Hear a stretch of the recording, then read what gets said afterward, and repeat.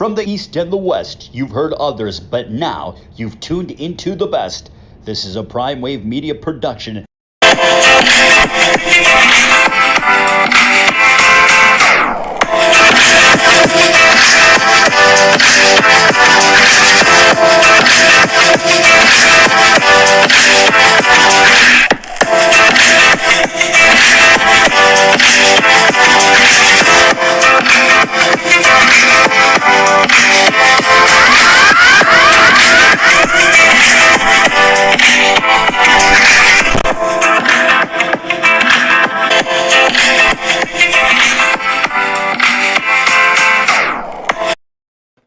What's up, world? It is Monday, and it is time for the premier sports betting show, the Primetime Eagles Live, with the one and only Pop Dbacks, the Primetime Capper. And you know it's Monday, so you know who we got in the house today.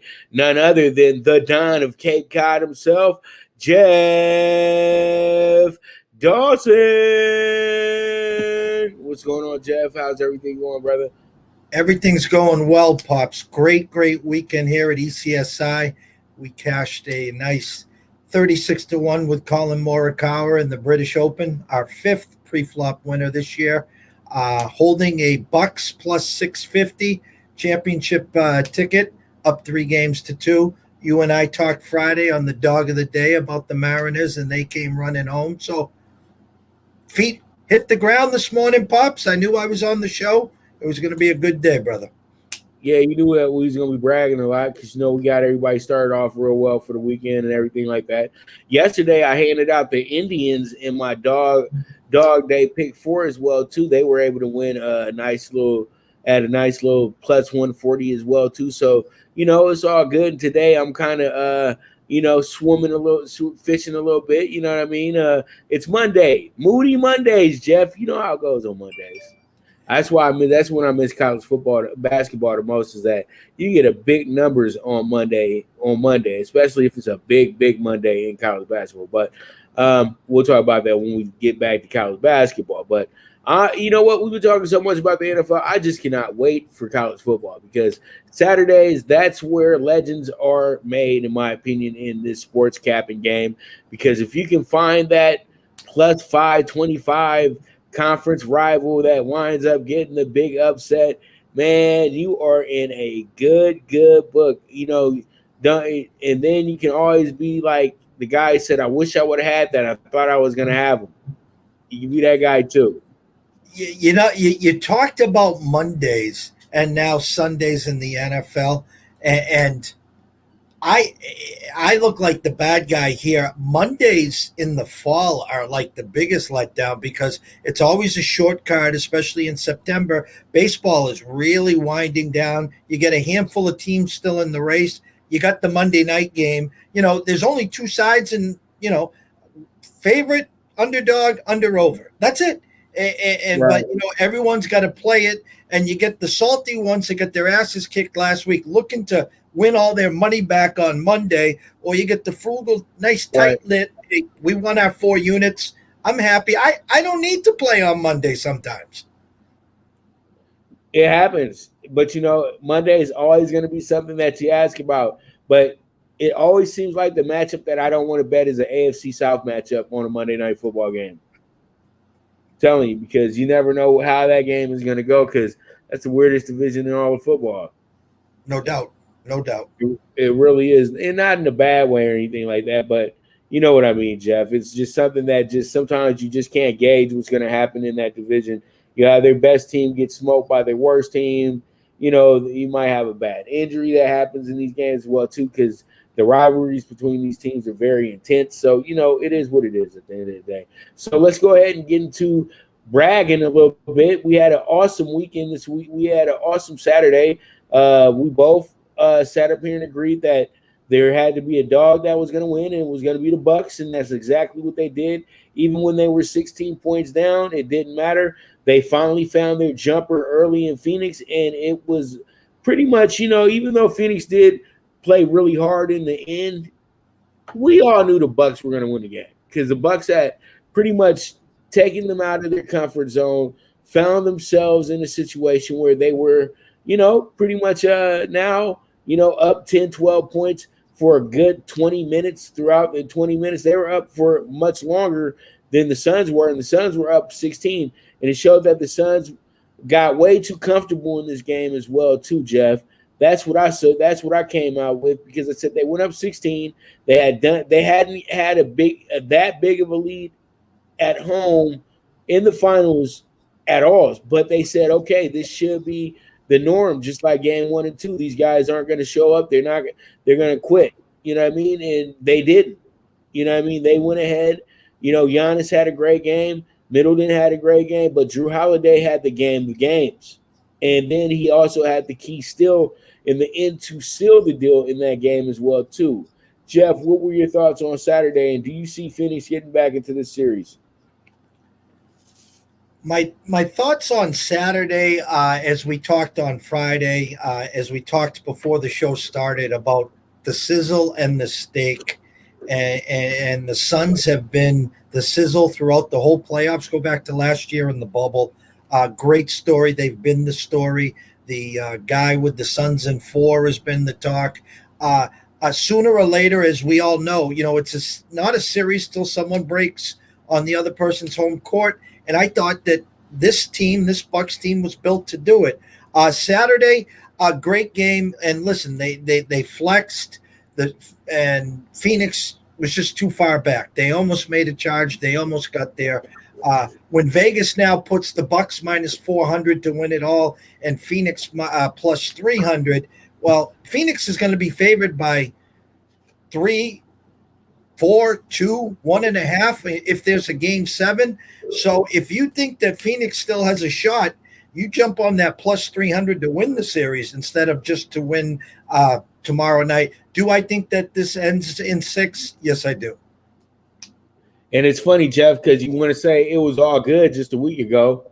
You know, it was all good just a week ago. You got the Suns up here minus 500 to win the series, 2-0, blase. And then when they went down, you know, when the Bucks get a game, they say, well, okay, now we'll make it plus 375 because we know the Suns will win game 4, blase. Then they were still at a plus 2. They were still at a minus 250 going into game 5.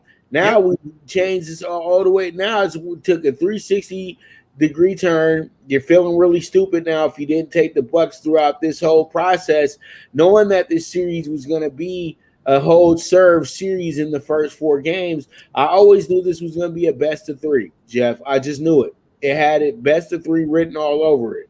And people say, how can you see that? Well, because the way that both teams came in here, even though Phoenix, I would say, maybe had the tougher road getting here in a sense, because Miami wasn't much for Milwaukee.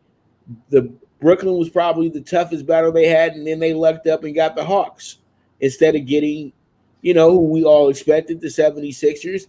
And I still think now, when you think about it, the Bucks would have beat the Sixers too.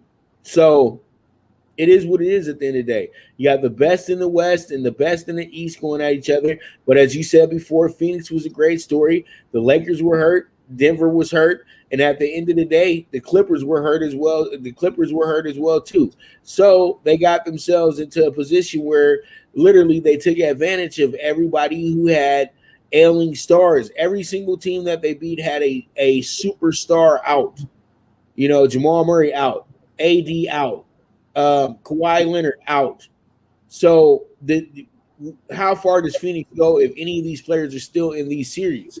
That's the biggest question. And I think that it was a great run for Phoenix. It was a great story for Chris Paul. But now reality is starting to set in. This team was the top team in the league for the last 2 years. And this right now is just going to be their coordination. Jeff, I agree with you. I think that we're going to have a party in Milwaukee. So everybody get ready to bring their ponchos out because beer is going to be all over the place. And you know what? Unfortunately, Pop, the story of this 7 games and this series is not going to be Giannis. They're going to use CP3 as the scapegoat. He's the choker. He can't close. They can't win it. And unfortunately, I'm not going to go down that road. Again, it was a great story. Listen, I'm not burying them yet. I mean, they're still alive. You got a guy named Booker that can put up 40. You got Aiden that can, you know, do the same if he needed to be. when I was thinking of you, Pops, and you were talking, I'm having flashbacks at Game 6 when the big three of the Celtics went up 30 against the Lakers. I can see a Bucks absolute first half thrashing and taps at halftime. I can see it, but we'll see. Gotcha. So let's go ahead and get into some baseball stories, some baseball news and things like that. We got ourselves a very, very fun situation right now, Jeff. We got Vlad Guerrero Jr. possibly winning the Triple Crown and leading the Jays to the playoffs. I think that this guy is absolutely incredible. Everybody says Tatis is the face of baseball, but I say to myself, but the guy that makes everybody really smile about the future and facing forward in baseball, the thing is that pretty much, at the end of the day, you got a guy that loves the game more than loving the game, and pretty much he comes out and he becomes now the guy that a lot of people are looking up to continue, the basics of the game. You know what I mean? The good old boys game, because I think that Vlad has grown up on that portion of it. You know what I mean? Unlike Fernando Tatis Jr., who's more of a showman, and he got all the great advertisements and things like that. But Vlad is just like his father, just going about his business and loving the game of baseball. And you truly love to see something like this, because this is who the kids can actually look up to and say to themselves, well, I can be a player like, Vlad Jr., go to the plate every day and do my job. I'm not worried about making history or anything. I'm just that damn good of a player. So what are your thoughts on Vlad Jr. possibly winning the Triple Crown? He's only number 2 in one major category, and that's home runs, and he's not that far off in that category. And do you think the Jays can overtake the Rays for the playoffs? Red Sox have nothing to worry about, but the Rays have a tendency to keep dropping 5-6 games in a row at points, and I think that this is something that the Jays can take advantage of, because the Jays have been the better team when they faced off this year as well too. I'm a little worried of the Red Sox. After the break, they lost 2 out of 3 to the Yankees. Saturday, I think they really got screwed by the umpires in the rain. Yesterday on primetime, they didn't show up. Their bats didn't show up. Now they're facing each other now. I'll tell you this. Toronto's not afraid to spend money. They're not afraid to go after players. They're Mad Max away from really opening up some eyebrows. So I would be leery at the trade deadline if they couldn't make something happen and brought in a big arm. We talk about Marquez here a lot on your show. There's some arms out there. They need someone that they know every 5th day is going to be there and be ready for getting them through 5, 6, and 7. And I think Mad Max would be the signing of all signings. But getting back to Vladdy, big Vlad Sr. fan, one of the best arms I've ever seen in right field.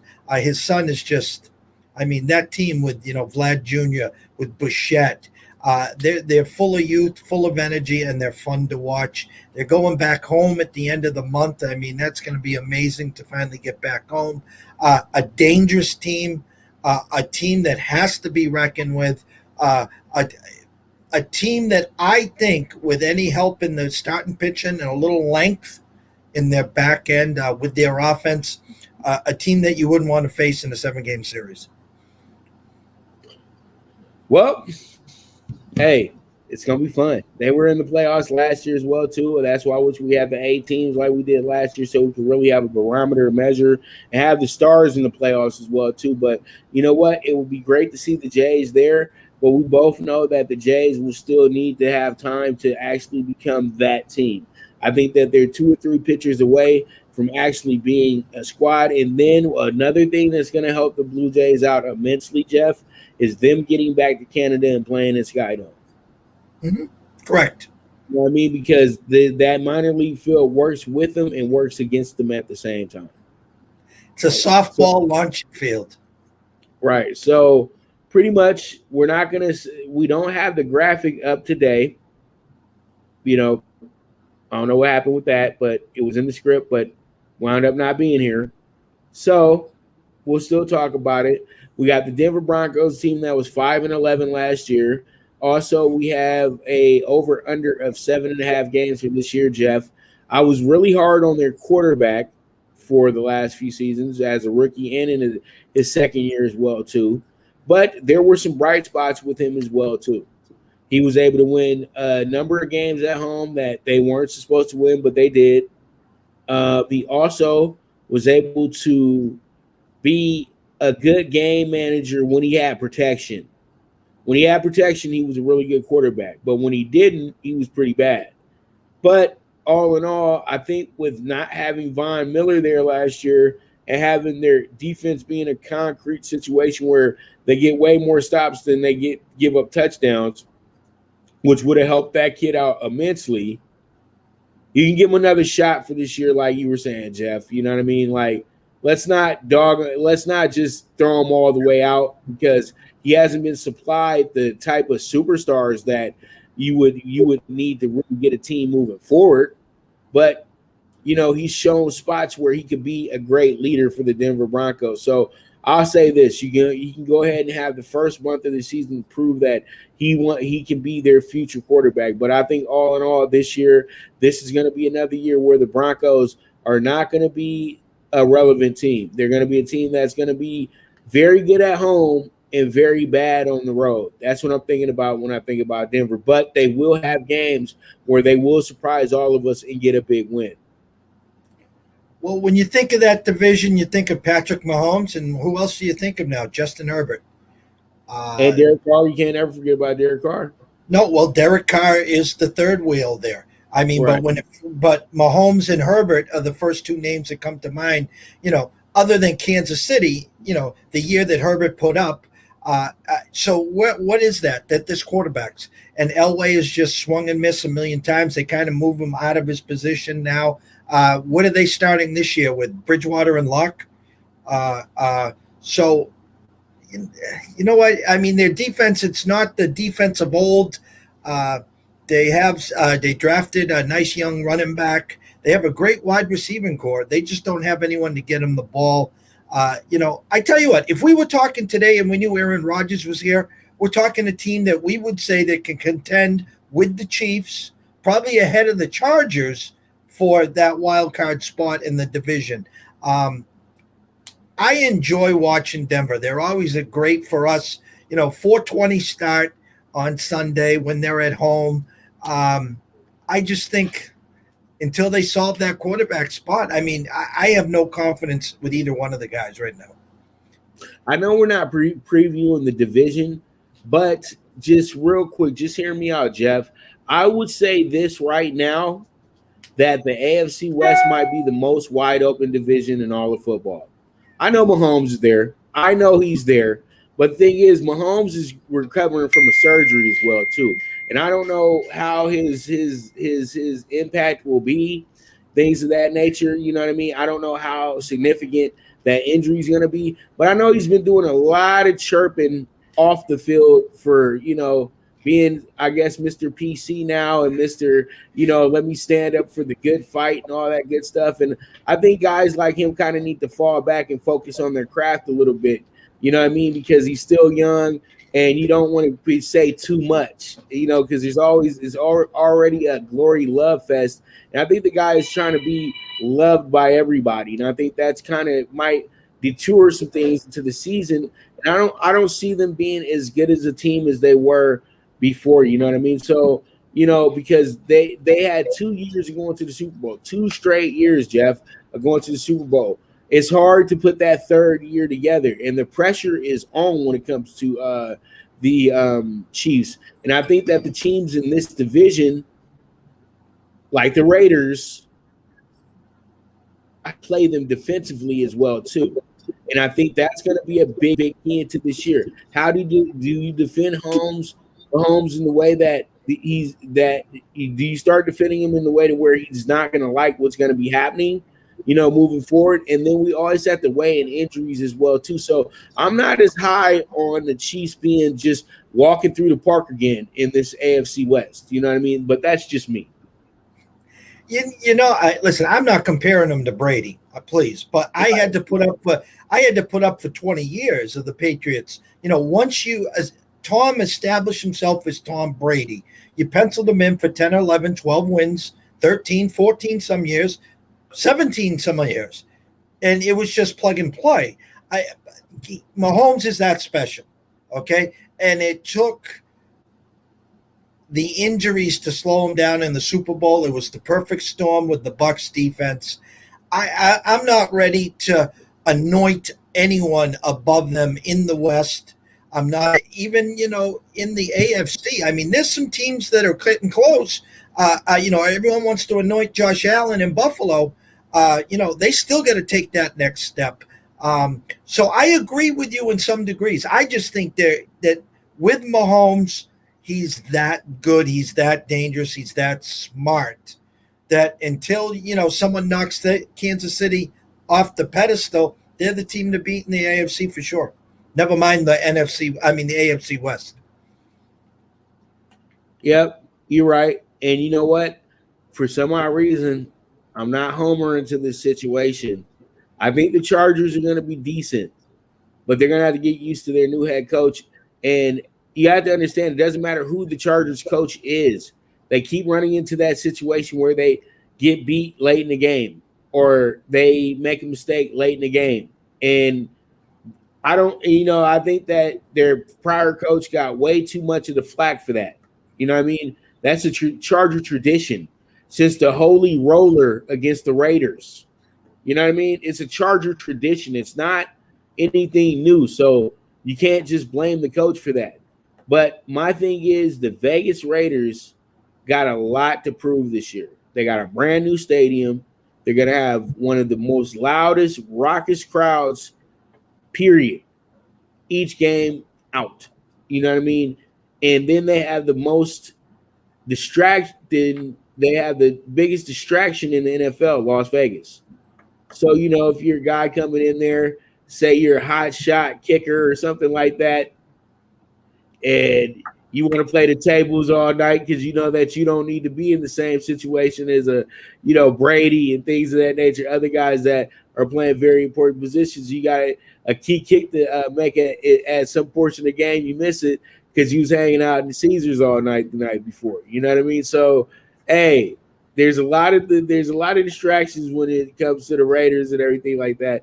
But I think all in all, though, they have the best home field situation when it comes down to big game in this division. You know what I mean? And I think that's going to be very helpful for them as well, too. But this is going to be a fun division, Jeff. That's all I got to say. But let me stick to the script. Denver's an under 7.5 team. They don't have this quarterback situation figured out. The other three teams do, and this is why they'll be in the cellar this year of the AFC West. Sorry, Broncos fans. I know that you guys are very high on your team, but somebody's coming, and somebody's coming very special for you guys next year in the quarterback position. Either be a vet or a high shot rookie, in my opinion. Hey, listen, the door's still open for Rodgers. Maybe it's not this year. Watson will still be available. Take your swings. You brought, you got Locke. You got other options. They used to be able to win by defense when they brought Peyton over. They won the Super Bowl because of the defense, not because of Peyton Manning. So you're not that far away, but in the same token, until you can address the guy behind the center, you're still, third or fourth fiddle in your division. And yes, I totally agree with you on that. And I think we both can agree, though, that they may have the best defense in the division, but they don't have enough offense to support that defense. Correct. Right. So with that, we will be right back with the premier sports betting show, the Primetime Angles Live, with the one and only Pop Dbacks, the Primetime Capper, and the man himself, the Don of Cape Cod, Jeff Dawson. And we will be right back. The Viget app, where social media meets sports betting. Get the latest line movements in all major sports. Track your daily bets, daily contests, the NFL over-under contest that pays out $10K in cash prizes. This is a cutting-edge app that helps betting be easy. Sign up with the reference code POPDBIC and you will be able to watch my daily show, The Primetime Angles, as a resource to building that bankroll. Viget is available in your Apple or Google Store on your iOS or Android. The social sports betting app, Viget.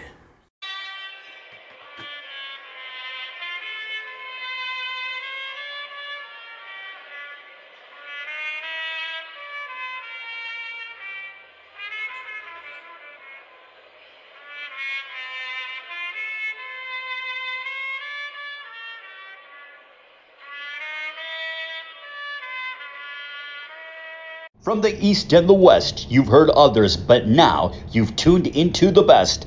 This is a Prime Wave Media production.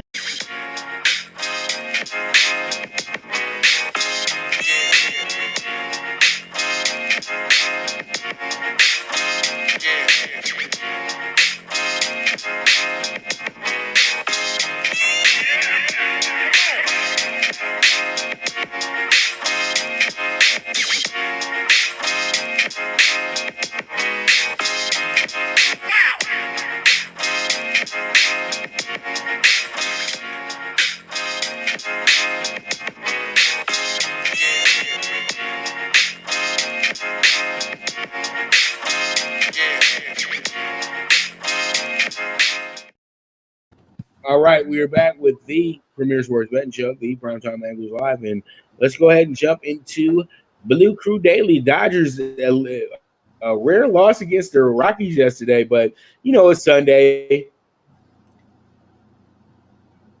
It happened. Needed to do. The Dodgers really beat up on the Rockies this weekend in the first two games. It was literally bad in practice at course. But yesterday, the Rockies got a once in a while walk off against the Dodgers. They get one against the Dodgers once every year. Some type of walk off situation at Coors where they get a big win against the Dodgers. Now the Dodgers roll into the real series of the week, and it's the Giants. And, Giants got swept last time they played, but took 3 out of 4 the time before at the stadium. And then wound up getting swept in San Francisco in the first series of the year. So now we're in the fourth series of the year. We're going to see how this one goes. I think it's a 4-gamer as well, too. Tony Gosselin's on the mound, who's been pitching very well, but nobody will ever say that. And, another thing Tony Gosselin's doing very well as well, too, Jeff, being a very good pinch runner as well, too. The Dodgers might have the best pitcher runners in the league. Their pitchers are in very good shape. Those guys, they must win their fair amount of wind sprints, dude, because they had another pitcher, Bickford, I think. Wasn't his name Bickford, 52?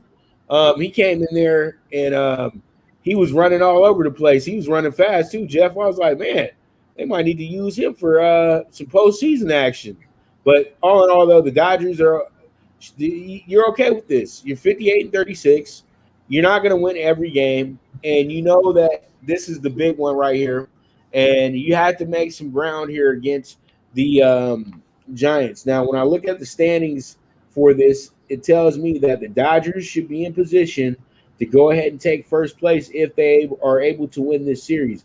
They're 58-36. The Giants are 58-34. The Dodgers are officially a game back. So if they were to win, say, 3 out of 4 in the series, 2 out of 3 in the series, or whatever the amount of games it's going to be this week, then they're going to be slightly in first place going into the weekend. So this series is very, very important for the Dodgers to have the upper hand here, so then they can get this July and beyond thing started, as I keep predicting, Jeff. We're here at mid-July, and Dodgers still over here playing for first place. So it's about time we get ourselves ahead of the pack real quick so we can go ahead and blow up that tote board. On the other side, back east, the Sox have been in first place for most of the year, and now we're the ones being chased. So I don't know if it's better to be the ones being chased or the chasee. You guys set up well. I will say this. It was comical. I had a few Twitter chats, not yesterday, the day before Saturday. Okay, so you go back to Friday. Your team total was 6.5, and you blow through that one. On Saturday, Vegas had enough of that. We'll have it at 7.5. Well, you struggled early. Then you scored 1 in the 6th, 1 in the 7th, 2 in the 8th, and you put up a 4 spot, I think, in the 9th, and you got to double digits there. Yesterday, again, you had the lead, and you leaked it away.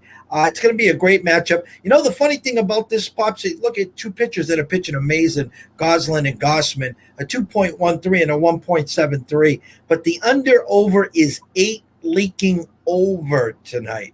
So it's kind of funny. it seems like they're hitting in Vegas here, hiding that there's going to be some runs scored tonight. So I'm excited. I got my late night TV all set for this one. I'm excited for the series. The Giants are that team that just won't go away. It's like that pimple on your back, Pops. It just, whatever you do, it won't go away. And your team, 22 games over 500. As you said, it's second half of the year. It's time for us to take charge of this division.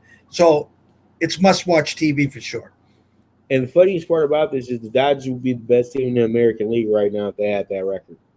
I just looked at the American League stats, 56-36, 56-38, 56-38. They're in a deadlock heat right now for who the number one team would be in the American League right now. And if the playoffs were to start tomorrow, it would be the White Sox. And they would probably be the most vulnerable one seed you've seen in a long time, because who's coming in on the wild card side of things? The Rays. And the Rays will be monster tough for Chicago right now. The Rays are tough for anybody right now, to be honest with you. You know what I mean? So pretty much this is going to be a good one. Dodgers Giants tonight at the stadium, 7 p.m. You get your popcorn ready, get your Dodger dogs ready. Oh, yeah. And you know what you call Farmer John doesn't do the Dodger dog anymore either, Jeff. That was another big LA complaint. You know what I mean? But, hey, you know how license go, and you know how the highest bidder goes. They said it just won't taste the same. I said that, well, sorry to tell you this, but all hot dogs pretty much taste the same, all right? It's not going to be a difference in the hot dog, okay? It's just a difference in the name. The mustard and relish and ketchup will all taste the same, okay? As Woody Harrelson said, best in White Man Can't Jump, the mustard is off the hot dog, Pops. Yeah. That's actually Chick Hearns, man. You know, the great Chick Hearns, man, but which guy? It happens. It's an LA phrase. All right, let's go ahead and jump into it. The next one is going to be our first game that we're going to talk about is going to be the Red Sox and the Blue Jays. This is going to be a really good game because this is a game where the Blue Jays can make some ground up, trying to get close to this Red Sox situation. But all in all, this is a good bounce back game for the Red Sox, who disappointed me last night as my premium play for clients. I thought that they would be able to get a good, nice Sunday night win against the Yankees, kind of shut A-Rod up a little bit. But nope, not last night, Jeff, 9-1. And it was like a homer fest for the Yankees last night as well, too. So I've been dogging the Yankees a lot the last few weeks, but it seems like they're going to get it together here for the second half, and they're going to make a big run here. But I don't know if it's going to be enough to catch up with these with the Red Sox and the Rays and possibly the Blue Jays. But this game tonight looks like, to me, where a lot of people will take the over in this spot, but I think this is an under game. Jeff, what are your thoughts, and what is the board looking like for this game? Well, the world's on the Jays to keep it rolling. 67% of the bets, 77% of the money all rolling in on the Jays.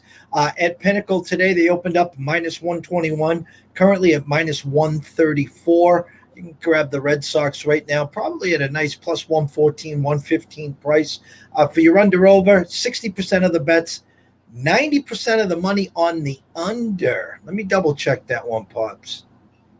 Yeah, on the under. Opened up at 10.5, over juiced minus 108.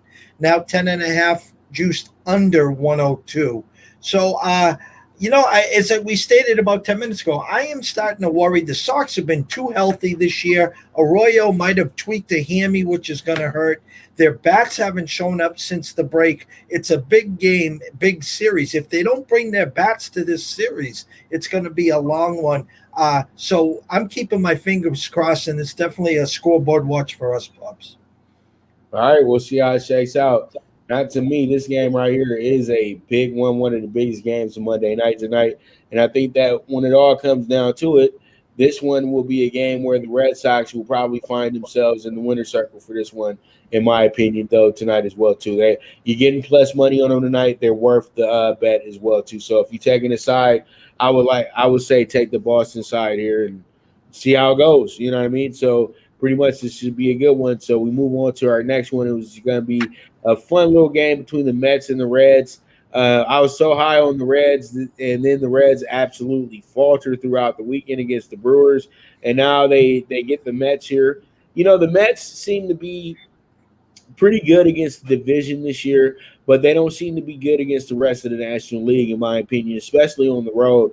They struggled against Pittsburgh all weekend, and they got a good win yesterday. They scored 7 unanswered runs to beat Pittsburgh, who jumped out to a 6-0 lead yesterday. But today, I think that they come in here, they'll be a little too tired, and I think the Reds, after having that bad taste in their mouth all weekend against the Brewers, I think they get themselves a nice little win today. But let me see exactly what I'm looking at here for this game, because I'm saying one thing and then I'll be writing down another. So pretty much let me make sure I'm on the right page for myself. From what I'm seeing here, I see the under 10.5 here with the Mets and the Reds happening tonight, Jeff. I think that this will wind up being one of those games where these teams will go, pitch for pitch and things like that. And, New York hasn't been the greatest run scoring team this season. And I think the Reds, even at home, they tend to struggle sometimes as well, too, even though they supplied all those all-stars with great hitting numbers and everything like that. Majority of them coming from the Great American Ballpark. But I think all in all, this game stays under tonight, Mets and Reds. What are your thoughts? Interesting game. Right now, Gutierrez versus Eichhoff. Reds opened up minus 125, now currently 113. 67% of the bets, 68% of the money, all coming in on the Reds. Yet the line dropped 12 cents, so we're showing some reverse line movement on the Mets today, plus the 112. The under-over is kind of eye-opening for our side here. Opened at 10.5, juiced under 112. Currently 11, under 113. 45% of the bets coming in on the under. 93% of the money pops coming in on the under, yet went from 10.5 to 11. So there kind of some sharp, heavy money coming in on the over. They're expecting both teams to put up some runs and early and often approach. So I keep an eye on the Mets with the reverse line movement. Grab them plus 112, 113. Also keep an eye on that over. If you can get 10.5 right now, I'd jump on that over. You posted 10 here. It's moving and shaking. So keep an eye on that total as well, Pops. All right. So we got the Indians at the Astros.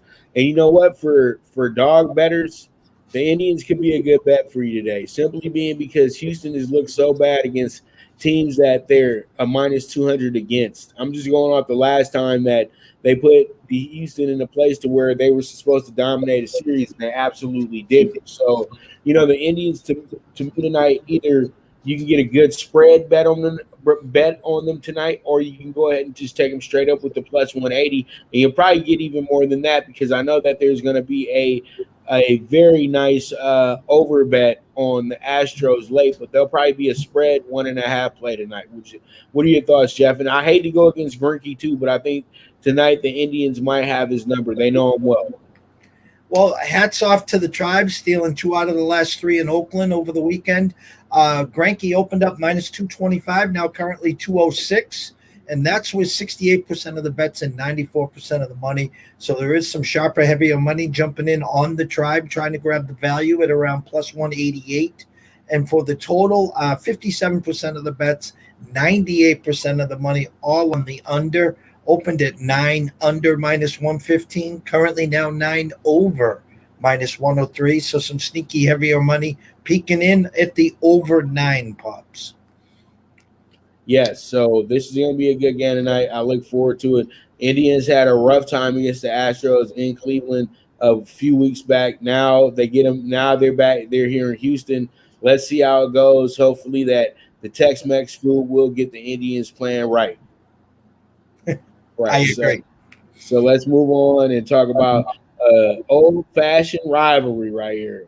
Cubs and the Cardinals. And the Cardinals are just continue to struggle, Jeff. It's kind of sad to watch right now with a team that has always been very good. Just like the Patriots were so dominant over a 20-year stretch, I think the Cardinals did the same thing in this AL Central, in this NL Central division for a long time up under Tony La Russa. But now, those days have been gone. But they won titles after La Russa left as well, too. So pretty much, the Cardinals are struggling. I think this is more of a year where they're starting to rebuild their team and starting to try to bring in the new Cardinals of the future, because they have a lot of guys that should be on their way out, like Adam Wainwright, right? You know what I mean? Like, there's a lot of things in play with the Cardinals that, they got a lot of old guys on the Cardinals team, and they're not winning enough games to suffice them having all these old guys on the team still. So I think that, pretty much they're just scraping by. They're not going to be a playoff team this year. Cubs, from what I'm hearing, are going to be sellers. They just got rid of Jai Peterson, a guy that they spent a little bit of money on last year, but now Jock is in Atlanta. So I don't know exactly where the Cubs or Cardinals are going, but I know it's not anywhere near the playoffs. But all in all, though, from what I can see here, this game looks like it's going to have a fire. It's going to be a firefight here, Jeff, and I like the over here in the spot. What are your thoughts? I talked with Scotty this morning at the breakfast bankroll, and the first game that popped in our mind was the Cubs in St. Louis. I mean, here's two teams struggling, two teams that are, the Cubs are already telling their sellers. St. Louis just never fired. I really was surprised at some of the moves that they did make. They just can't score. And, offensively and then defensively made some errors here and there in costly spots, base running mistakes, and their front end has been, a little hasn't been the greatest, and then here come the Cubs, who did open up as a slight favorite. Now we're seeing Cubs minus 109. You can get the Cardinals plus 100, maybe even a plus 101, 102. It's flip-flopping between online books and your Vegas strip. 57% of the bets, 56% of the money is coming in on St. Louis. And on your under-over, 58% of the bets, 69% of the money coming in on that under, which opened at 9 under minus 116, now 9 over minus 103. We did have a lean here at ECSI on the Cubs and Mills.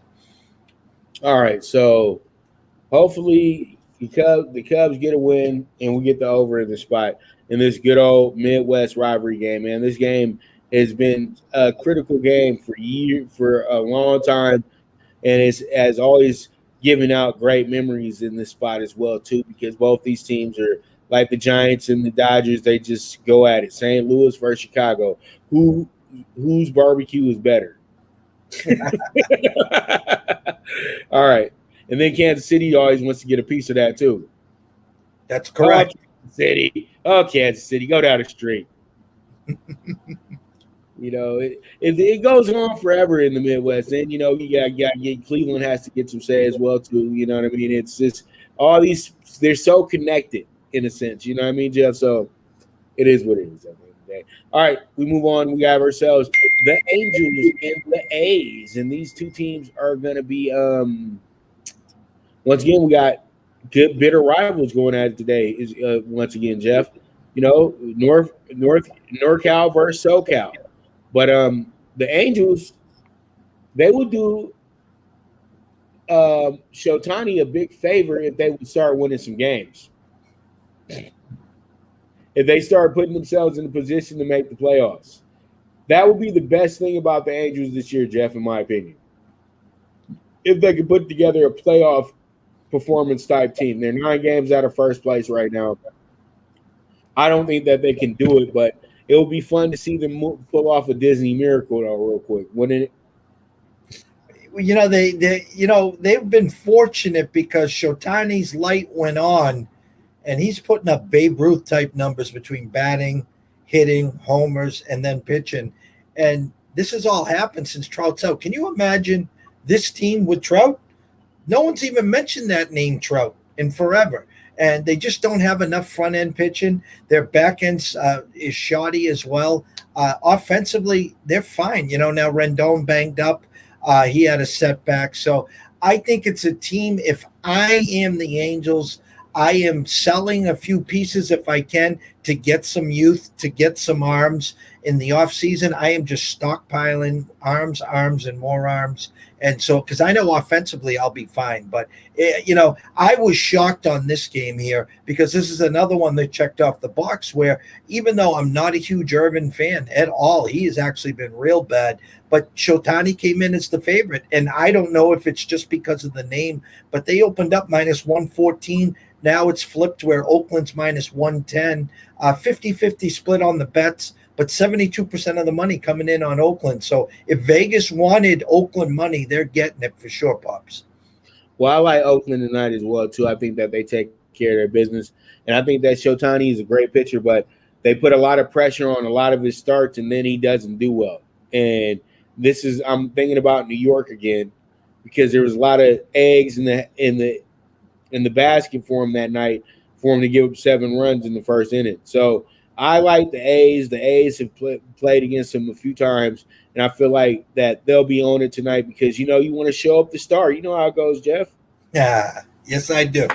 All right, so we got that down, and let's move on. And final game of the night, and drafting first, the Pittsburgh Pirates, and drafting second, the Arizona Diamondbacks, or vice versa, right, Jeff?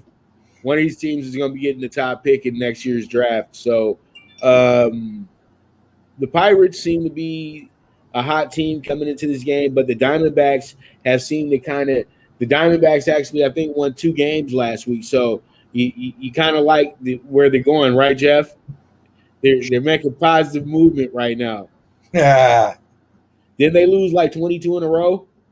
They lost like 36 out of 40, something stupid. It was bad. Okay, they're dead last, 27-68, Jeff. That is bad, Jeff. They're 32 losses away from 100 losses this year, and it's going to happen. Like, there's no way that it ain't going to happen.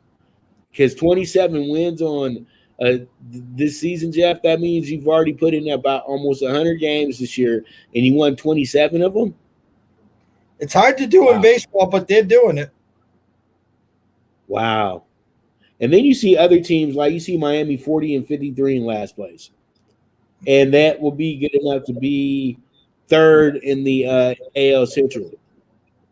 So, in the AL Central, when you look at these teams, when you look at the AL, their teams are really bottom feeders. And I think, and I know we're skipping off a little bit, and I forgot to say it when we had it on here, but the Blue Jays the reason why I'm not so high on the Blue Jays today, and I think Red Sox win that game, is because the Blue Jays played the Rangers all weekend. Rangers were awful, Jeff. They weren't even scoring runs this weekend. So they could be, to me, the Jays can be as they want to, but they played against the Rangers. It's a big upgrade playing against the Red Sox tonight. You know what I mean? But I digress. Let me jump into this game. I think Arizona got a great chance. I'm dogging them right now, but I think that they're in this game tonight, Jeff. What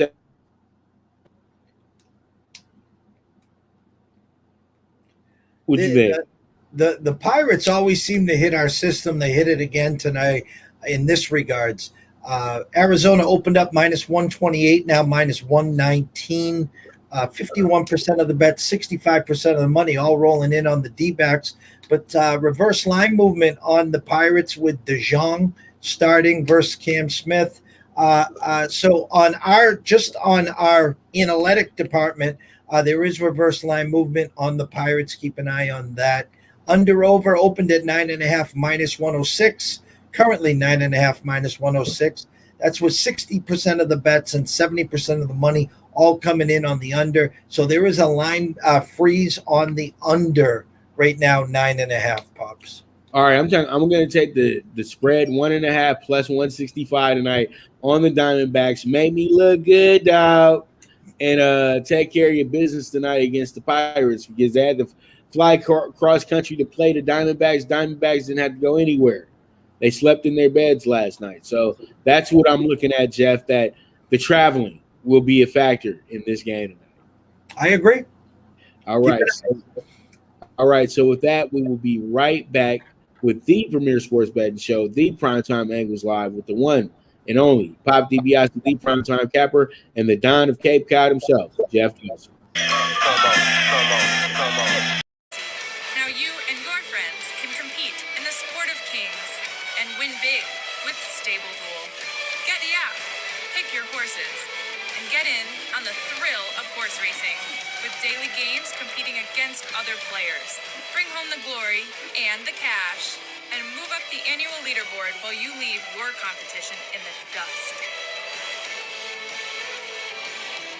Get in the game with Stable Duel. Play, race, win. Good News Only Racing Club, led by the legendary Doug O'Neill, the trainer of 2 Kentucky Derby winners and I'll Have Another and Nyquist. Also trained 2-time Breeders' Cup champ Golden Sense, who are just a part of a long list of thoroughbred champions trained by Doug O'Neill. The Good News Only Racing Club has a young core of horses to look out for in Dennis's Celery, Irish Heatwave, and Notre Dame, just to name a few. Win the day every day with the Good News Only Racing Club, a proud sponsor of the NFL Bet Exchange. All right, we are back in Charlo Castano provide a war in San Antonio that ends in a draw. And as usual, boxing fans are mad at the referee that had the 117-111 for Charlo. And 114-113 for Castano was his ticket. And then you had a 114-114. I'm never mad at the judge that made his decision up. He at least picked one of the guys to win the fight. It's the guy that always makes the fight a draw, and he can't come up with the idea of who won the fight. So you're the one to blame because you're the one that couldn't make your mind up, in my opinion, Jeff. The other two did. It doesn't matter what their card is because boxing is a sport of opinions. But at the end of the day, there's only 3 opinions that matter at the end of a decision, and that's those 3 refs that were hired to put in the card. You can put in I put in cards every week, scorecards, but my scorecard is not going to be the scorecard that they used to win the fight. But I thought that the 114 was the exact correct card because that's how I saw it as well too. Or I had actually, and a lot of people will get mad at me about this, but I don't think that they understand and they need to kind of watch the fight over again on mute. You guys, that we might have to stop watching the fight with, the announcers talking about it because it seems like when there's an underdog that's doing pretty well, they'll it's a lot of oversights. You know what I mean? So, and they're missing about every punch except for the last one that maybe might go in. You know what I mean? I seen a guy connect 2 times, but they were more impressed with the guy who missed the shot on the last, part of the exchange. You know what I mean? So you can't take them seriously.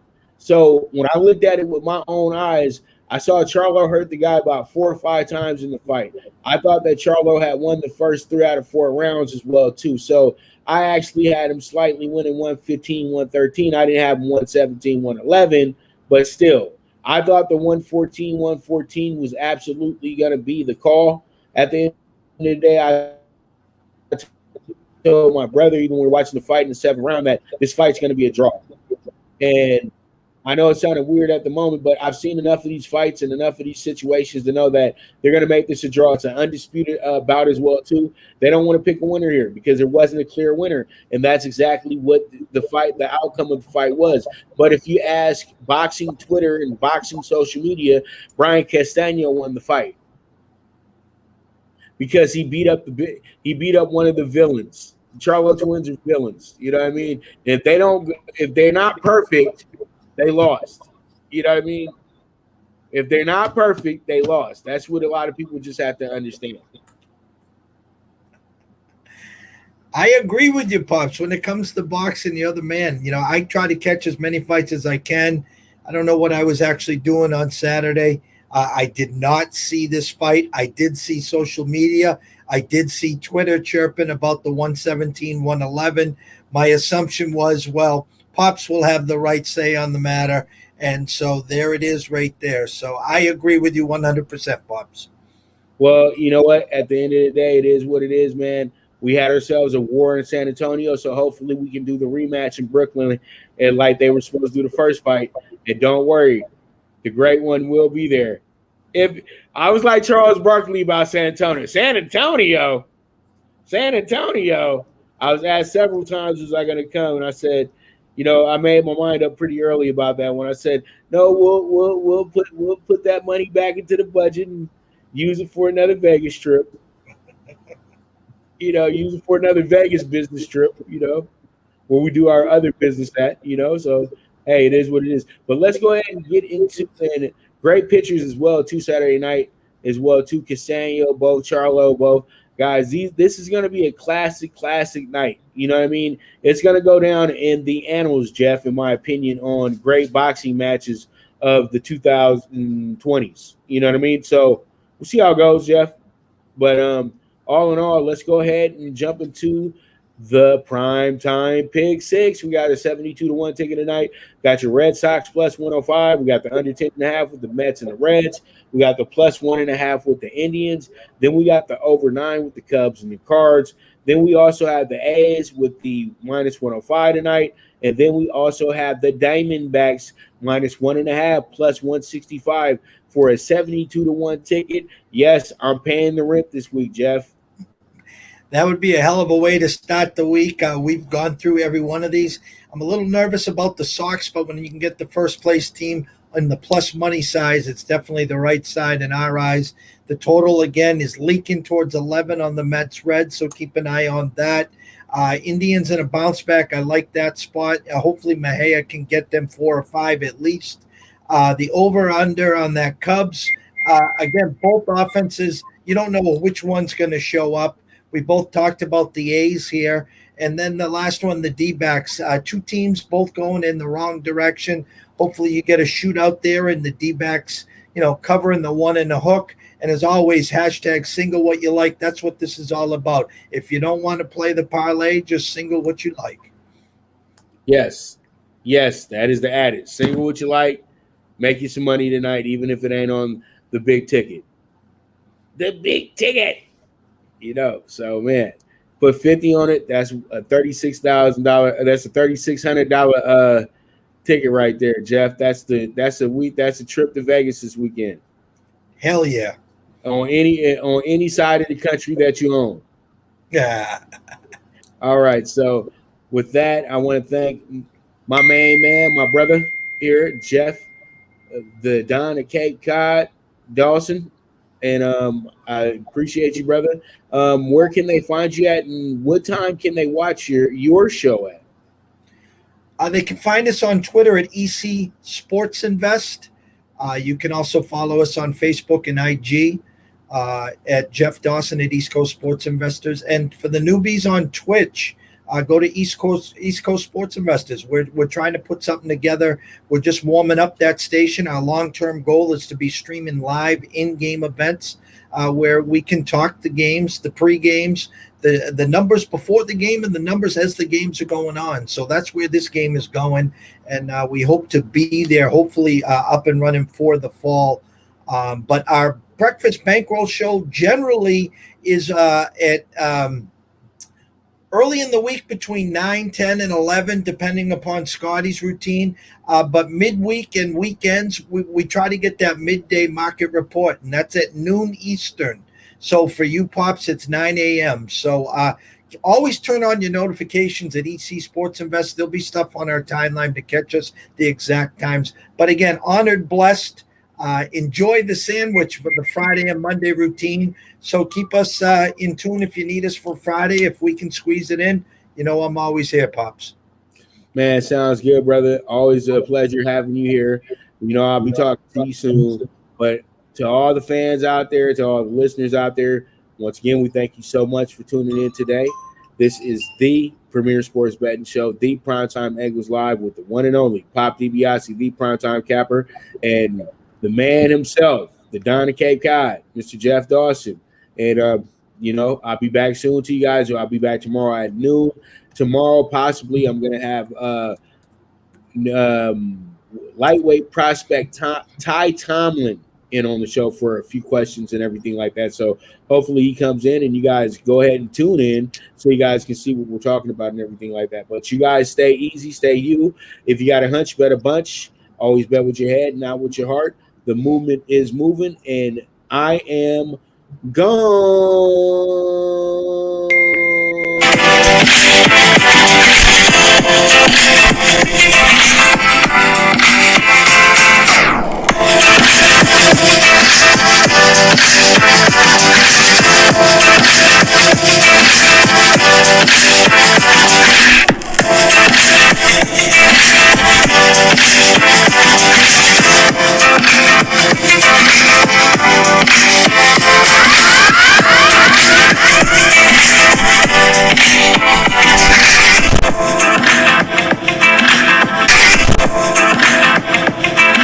From the East and the West, you've heard others, but now you've tuned into the best. This is a Prime Wave Media production.